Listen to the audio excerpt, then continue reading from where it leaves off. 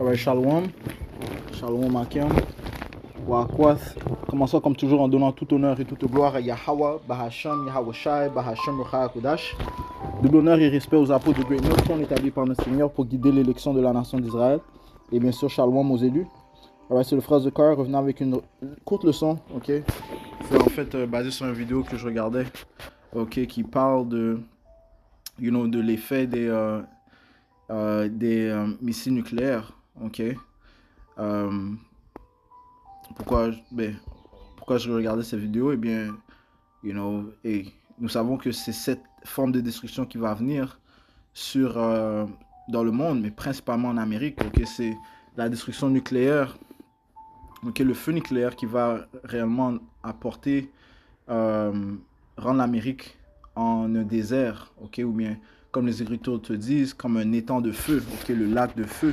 C'est le feu nucléaire, ainsi que le feu que Yahweh Shemi Yahushua va apporter par ces chariots vont rendre l'Amérique un feu nucléaire. Un étang de, un étang de feu. Okay.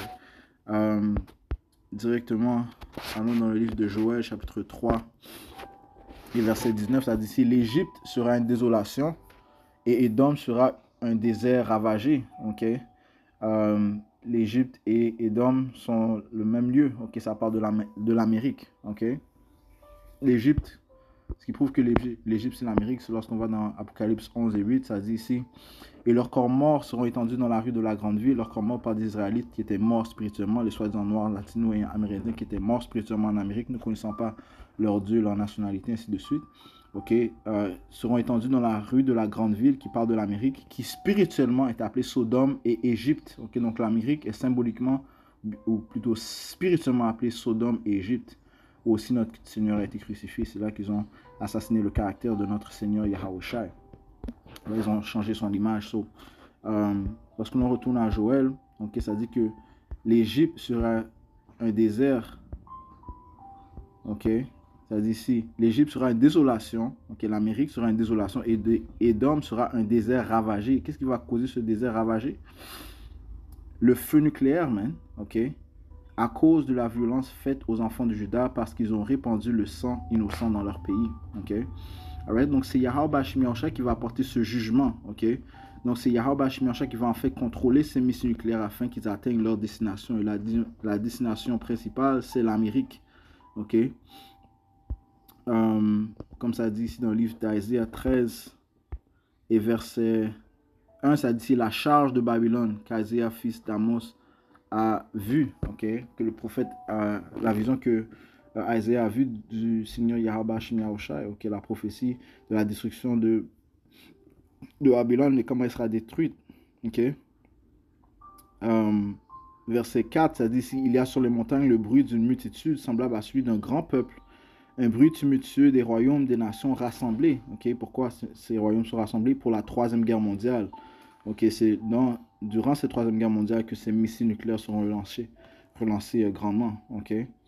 Le Seigneur Yahweh Shemi Yahushua des armées passe en revue l'armée pour la bataille.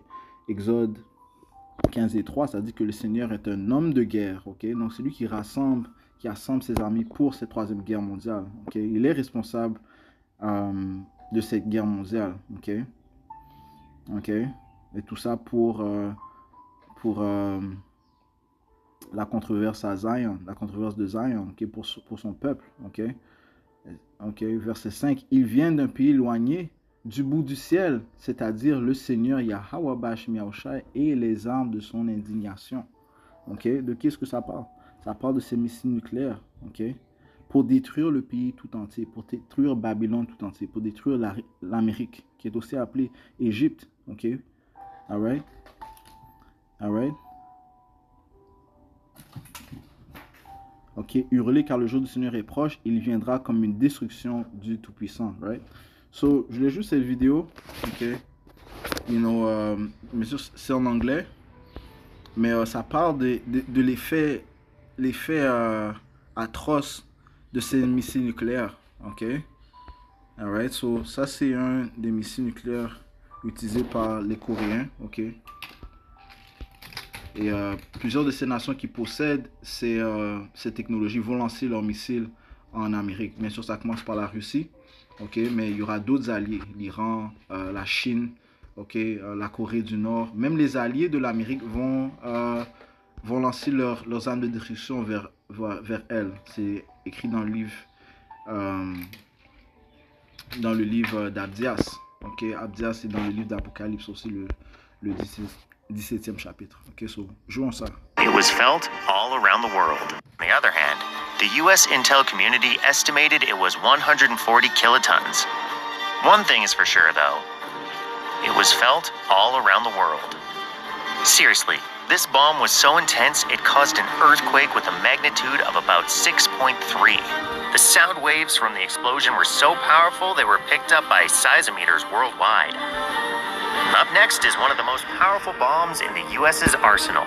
Ouais, so si cette arme qui avait été testée par les Coréens a créé un tremblement de terre, combien plus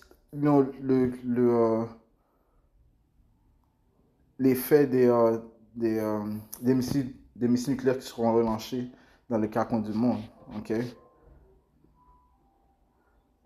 Qui vont atteindre l'Amérique et les autres places qui sont destinées à attaquer. Telles que une des places, c'est la terre d'Israël aussi, ok?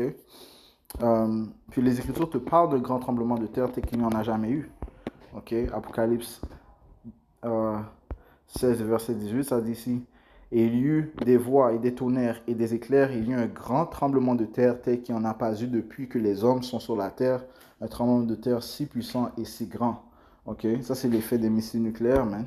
Ok, un tremblement de terre si puissant et si grand.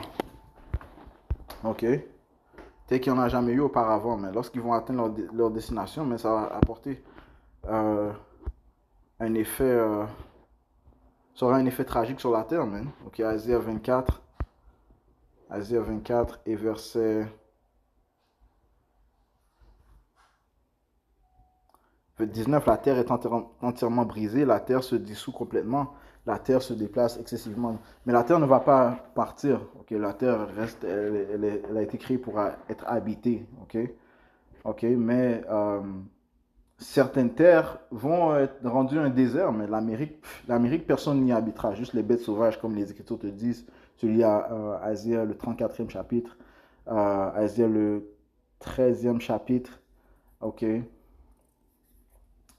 Jérémie le 50 et 51e chapitre parle de la destruction qui va venir en Amérique, ok.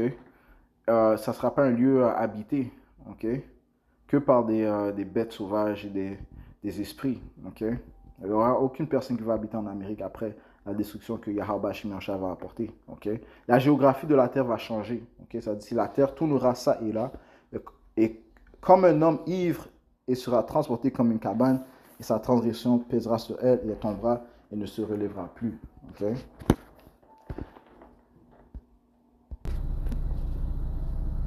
Ouais, se retournons à la vidéo. 83. This nuke has a yield of around 1.2 megatons of TNT. But what does that mean exactly? Well, let's break it down. You don't need to be a nuclear physicist to know you want to be far away from one of these.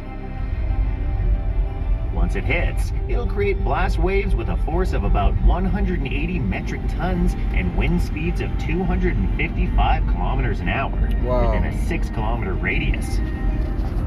You were within about a 21-kilometer radius. Ok, rejoins cette partie-là. Ok, ça parle de la dévastation du vent que va relâcher cette puissance nucléaire, man. Ok, alright. Force of about 180 metric tons and wind speeds of 255 kilometers an hour. Once it hits, it'll create blast waves with a force of about 180 metric tons and wind speeds of 255 kilometers an hour within a 6-kilometer radius. Alright. So, dès que j'ai entendu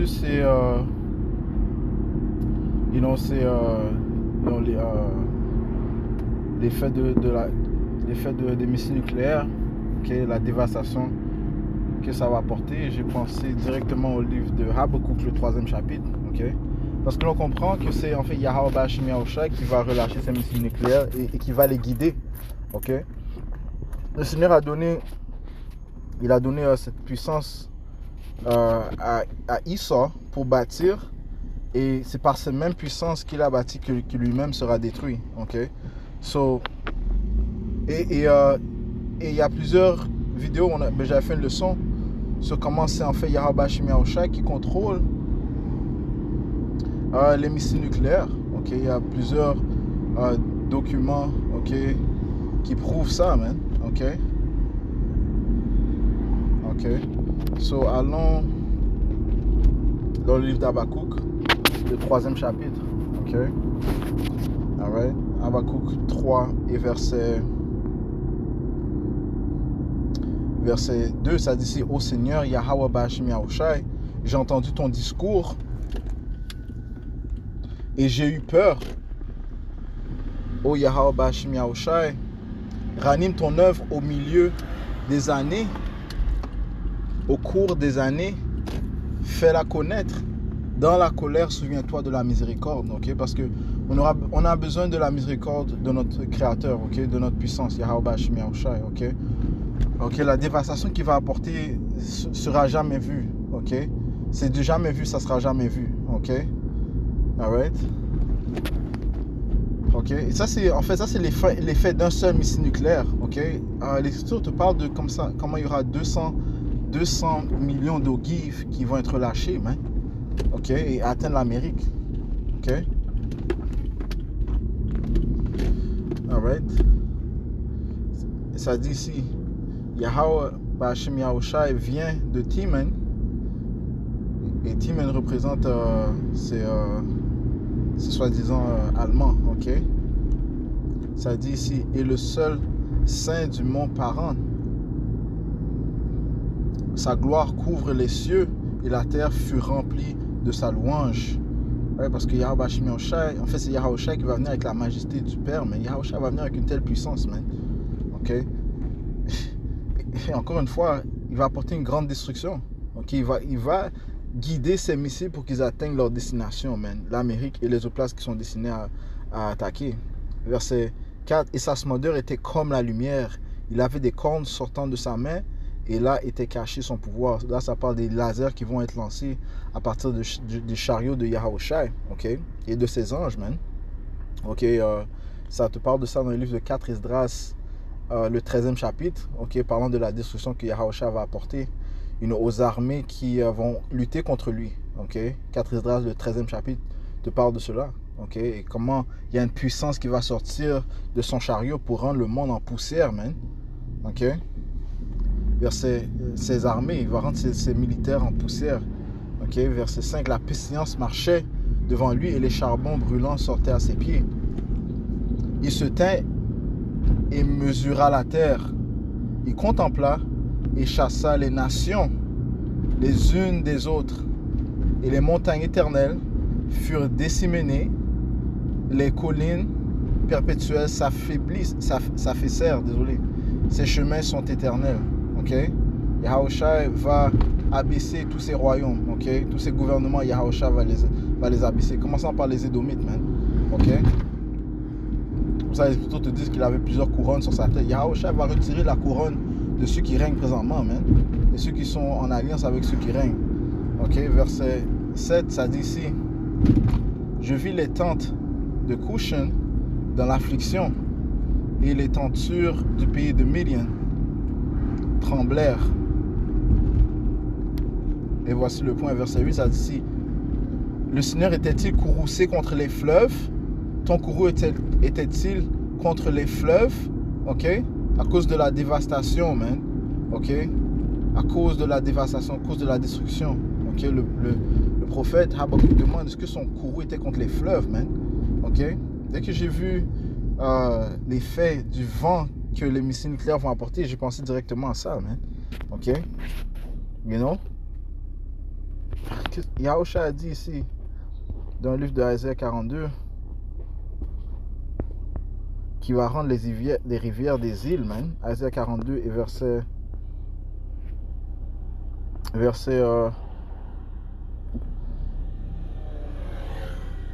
14, je me suis depuis longtemps, je me suis tenu tranquille et je me suis retenu. Maintenant, je crierai comme une femme en travail. Je détruirai et j'engloutirai tout ensemble. Je dévasterai montagnes et collines et je dessécherai tout leur verdure. Et je réduirai les fleuves en îles, ok? Et dessécherai les étangs, ok? À cause de ce feu, man, ok? Souviens-toi, l'Écriture parle de la deuxième mort. La deuxième mort va venir par le feu. Ok, la première mort était venue par l'eau dans le temps de Noé.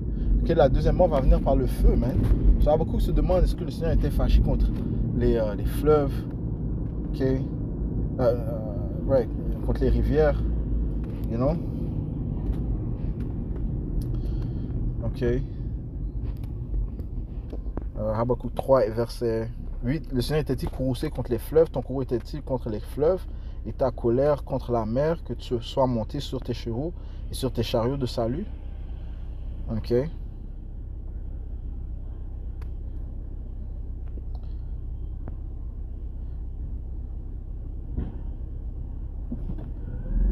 Ok.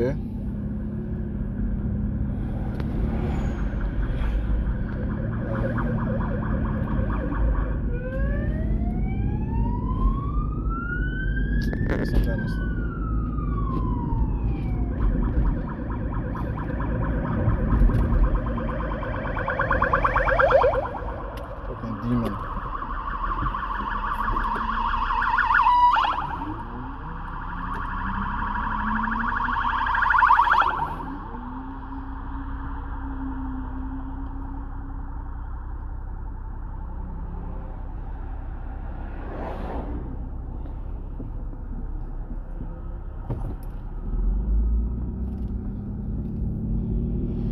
Ah ouais, désolé.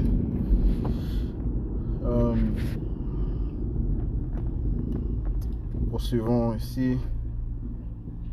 Ça dit ici, verset 16, je saute au verset 16, ça dit ici, lorsque j'ai entendu, mon ventre a tremblé, à la voix, mes lèvres frémirent, la pourriture entra dans mes os, et j'ai tremblé en moi-même, afin que je me repose au jour de la détresse. Ouais, c'est ce que nous espérons, avoir du repos dans le jour de la détresse. Quand il montera contre le peuple, il les envahira avec ses troupes. Bien que le figuier ne fleurira pas, il n'y aura pas non plus de fruits dans les vignes, le rapport de l'olivier fera défaut, et les champs ne produiront aucune nourriture, le troupeau sera retranché du parc, et il n'y aura plus de bœuf dans les étables. Toutefois, je me réjouirai dans Yahweh Yahushua, je m'égayerai dans le Dieu de mon salut, qui est Yahweh Hashem Yahushua. Et non, celui qui va apporter cette destruction, celui qui est responsable de la destruction qui va se produire, principalement en Amérique, mais le monde entier va sentir ce désastre, man, ok? Et il est nécessaire, man, ok, à cause des abominations qui se produisent, man. So, nous espérons être réfugiés en Yahweh Hashem Yahushua dans ce temps-là. So, j'ai juste touché sur cela. Voyons la vidéo qui parle de l'effet des missiles nucléaires, man, okay, que le Seigneur a réservé pour les impies. Alright, so, et on va conclure en donnant tout honneur, toute gloire à Yahweh Hashem Yahushua, Hashem Hakudash.